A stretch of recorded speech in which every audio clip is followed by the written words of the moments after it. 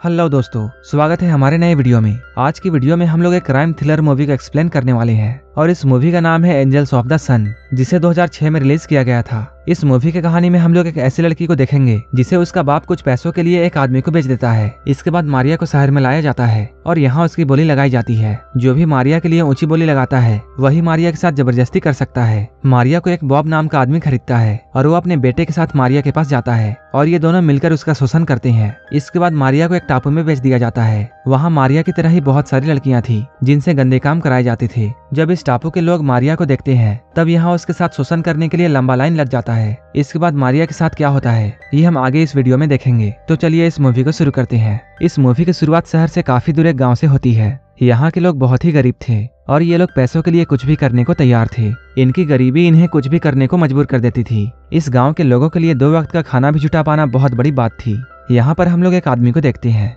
जो कि शहर से इस गांव की तरफ आया है। वो इस गांव में आकर काका नाम के एक आदमी से मिलता है। काका उस आदमी का स्वागत करता है और उसे एक कमरे में बैठने के लिए बोलता है। काका की उम्र लगभग 50 साल थी और उसके टोटल 7 बच्चे थे। जॉन यहाँ शहर से सिर्फ काका से मिलने के लिए आया था क्योंकि वो काका के साथ सौदा करता है और उसका सौदा ये था कि वो काका की बेटी के बदले कुछ पैसे देगा और उसकी बेटी को अपने साथ ले जाएगा। इसके बाद काका उसे अपनी 15 साल की बेटी दिखाता है। इस लड़की का नाम लूथिया था, लेकिन जॉन को वो लड़की पसंद नहीं आती है क्योंकि वो काफी बीमार लग रही थी। इसके बाद काका जॉन को अपनी 12 साल की बेटी दिखाता है और इसका नाम मारिया था। जॉन उसे बहुत ध्यान से देखता है और वो काका से बोलता है मुझे ये लड़की पसंद है। इसके बाद काका अपनी बेटी को सामान बांधने के लिए बोलता है। असल बात ये थी कि काका बहुत गरीब आदमी था और वो सिर्फ थोड़े से पैसों के लिए मारिया को बेच रहा था। उसने पहले भी जॉन को अपनी 2 बेटियां बेची थी। इस गांव के लोग बहुत अनपढ़ थे और वो लोग बेटियों को बोझ समझते थे। जॉन जब मारिया को ले जा रहा होता है तब मारिया उसके साथ जाना नहीं चाहती है क्योंकि वो छोटी सी बच्ची थी और वो अपने माँ बाप से बहुत प्यार करती थी,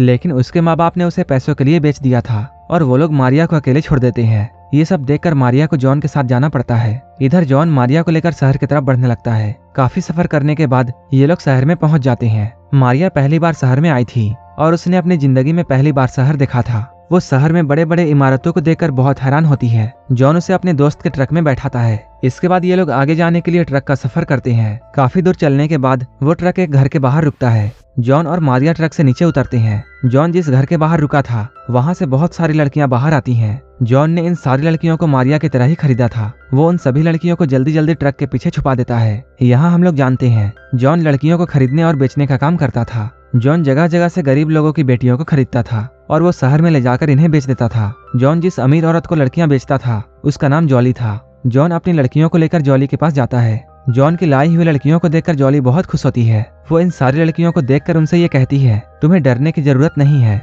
आज के बाद से तुम लोगों की गरीबी खत्म हो चुकी है। यहाँ तुम्हें अच्छे से अच्छा खाना दिया जाएगा और रहने के लिए अच्छा घर भी मिलेगा, लेकिन बदले में तुम्हें अमीर लोगों की सेवा करनी पड़ेगी। इसके बाद वो सभी को ऊपर जाकर नहाने के लिए बोलती है। वो इन सभी से कहती है तुम नहाकर तैयार हो जाओ, ऊपर तुम्हारे जरूरत के सारे सामान रखे हुए हैं। उसकी बात मानकर सारी लड़कियां ऊपर जाती हैं। इसके बाद वो जॉन को पैसे देती है और उसका हिसाब करके उसे भेज देती है। थोड़ी ही देर बाद सारी लड़कियां तैयार होकर नीचे आती हैं। उन लड़कियों को खरीदने के लिए यहाँ कई लोग आए थे। वो लोग इन सभी लड़कियों को ध्यान से देखते हैं। जॉली इन सभी को लड़कियों की बोली लगाने के लिए बोलती है। जो भी जॉली को लड़कियों के बदले ज्यादा पैसे देता था वो लड़कियों को जीत कर ले जाता था। यहीं पर हम लोग एक अमीर आदमी बॉब को देखते हैं जो कि मारिया और सैंडी के लिए ऊंची बोली लगाता है और वो इन दोनों को जीत लेता है। इसके बाद वो उन दोनों को गाड़ी में बैठाकर अपने घर की तरफ जाता है। थोड़ी ही देर बाद ये दोनों लड़कियां बॉब के घर में पहुंच चुकी थी। मारिया को यहाँ कुछ भी पता नहीं था कि उन्हें यहाँ क्यों लाया गया है। 15 साल की सैंडी उसे बताती है आज बॉब हमारे साथ जबरदस्ती करेगा, इसलिए हमें यहाँ लाया गया है। सैंडी की बात जैसे ही खत्म होती है बॉब और उसका बेटा यहाँ आते हैं। बॉब के बेटे का नाम एडी था। बॉब अपने बेटे से ये कहता है मैं तुम्हारे लिए मारिया को खरीद कर लाया हूँ। इसके बाद वो एडी और मारिया को एक रूम में भेज देता है। कमरे के अंदर आते ही एडी मारिया पर झपट पड़ता है जैसे मारिया कोई बकरी की बच्ची हो और एडी भूखा भेड़िया। मारिया यहाँ खुद को बचाने की बहुत कोशिश करती है और वो जोर जोर से चिल्लाती है। उसके चीखों को सुनकर बॉब कमरे में आता है। इसके बाद वो बाप बेटे दोनों मिलकर मारिया के साथ जबरदस्ती करते हैं। मारिया इन दोनों के ऐसा करने से अधमरी हो जाती है। इसके बाद ये लोग उसी हालत में उसे छोड़ देते हैं। मारिया के बाद ये दोनों बाप बेटे सैंडी के पास जाते हैं और ये लोग उसके साथ भी ऐसा ही करते हैं। अगले दिन बॉब के कहने पर उन दोनों लड़कियों को प्लेन पर बैठाकर कहीं दूर भेज दिया जाता है। बॉब ने उन दोनों को किसी के हाथों बेच दिया था। अब ये दोनों लड़कियां एक नए जगह पर पहुंच चुकी थी। यहाँ ये लोग देखते हैं ये लोग एक वीरान से टापू पर पहुंच चुके हैं। यहाँ टापू में मौजूद मर्द इन दोनों को ऐसे देखते हैं जैसे वो लोग इन दोनों को जिंदा खा जाएंगे। ये दोनों यहाँ आकर सैम नाम के आदमी से मिलती है। बॉब ने इन दोनों को सैम के हाथों ही बेचा था। सैम इस टापू में बार चलाता था, लेकिन बार चलाने के साथ साथ वो लड़कियों से जबरदस्ती गंदे काम कराता था। सैम मारिया और सैंडी को जब देखता है तब वो बहुत खुश होता है। वो इन दोनों से ऐसा कहता है, मैं तुम दोनों का बहुत ख्याल करूंगा, लेकिन अगर तुमने यहाँ से भागने की कोशिश की तब मैं तुम्हें बहुत बुरी मौत मारूंगा। इसके बाद उन दोनों को अलग अलग कमरों में भेज दिया जाता है। यहाँ रोज रात को नए नए कस्टमर्स आने वाले थे जो कि इन दोनों की इज्जत से खूब खेलते। सैम माइक में ये अनाउंसमेंट करता है कि उसके पास 2 नई लड़कियां आई हैं। सैम के अनाउंसमेंट के बाद लोगों की यहाँ पर भीड़ लग जाती है। ये सारे लोग अपनी अपनी बारी का इंतजार कर रहे थे ताकि ये लोग नई लड़कियों के साथ मस्ती कर सके। सैम को थोड़े से पैसे देकर ये सारे लोग एक एक करके कमरे में जाते हैं और उन दोनों से खूब जबरदस्ती करते हैं। अगले ही दिन सैंडी मारिया से कहती है, मैं इस नर्क वाली जिंदगी को नहीं जी सकती हूँ और मैं यहाँ से भागने वाली हूँ। अगर तुम चाहो तब तुम भी मेरे साथ भाग सकती हो। मारिया उसकी बात मान जाती है। इसके बाद ये दोनों सैम के बार से भागने की कोशिश करती हैं। वो लोग भागते हुए काफी दूर निकल जाती हैं और ये लोग जंगल में पहुंच जाती हैं। लेकिन सैम को इन सब की आदत थी और वो जानता था कि इन लोगों को कैसे ढूंढना है। वो अपने शिकारी कुत्तों को इनके पीछे लगा देता है। कुत्तों को पीछे लगाने के कारण वो जल्द ही लड़कियों को पकड़ लेता है। सभी लोगों को ये पता था सैम यहाँ से भागने वालों को जिंदा नहीं छोड़ता है और वो इन दोनों को ऐसी पनिशमेंट देगा जिसे देखने के बाद कोई भी लड़की यहाँ से भागने की कोशिश नहीं करेगी। अपने बार में लाने के बाद वो इन दोनों को बहुत मारता है और फिर उनसे पूछता है, तुम दोनों में से भागने का आइडिया किसका था? जब वो इन दोनों को मारता है तब ये लोग बता देती हैं कि भागने का आइडिया सैंडी का था। उसी के दिमाग में पहले यहाँ से भागने का आइडिया आया था। इसके बाद सैम सैंडी को अपने गाड़ी के पीछे बांध देता है। सैंडी लड़कियों की तरफ देखती है और उसे ये उम्मीद थी कि कोई ना कोई उसकी मदद जरूर करेगा, लेकिन सैम के डर से कोई भी उसकी मदद नहीं करती है। अब सैंडी बिल्कुल बेसहारा थी। इसके बाद सैम अपनी गाड़ी को तेज चलाता है। उसके ऐसा करने से सैंडी गिर जाती है। बेरहम सैम अपनी गाड़ी को दौड़ाए जा रहा था और सैंडी उसके गाड़ी के पीछे पीछे घसीट रही थी। आखिर में सैम उसे घसीटकर मार डालता है। अपनी दोस्त की ये हालत देखकर मारिया बहुत रोती है, लेकिन सैम ने किसी लड़की को पहली बार नहीं मारा था। वो तो अक्सर ही ऐसा करता था। उसने पहले भी कई लड़कियों को मारा था। सैम इस टापू का बहुत बड़ा आदमी था और वो काफी अमीर भी था और यही वजह थी कि वो अपना मनचाहा काम करता था और कोई भी उसके रास्ते में आना नहीं चाहता था। मारिया और सैंडी दोनों ने भागने की कोशिश की थी,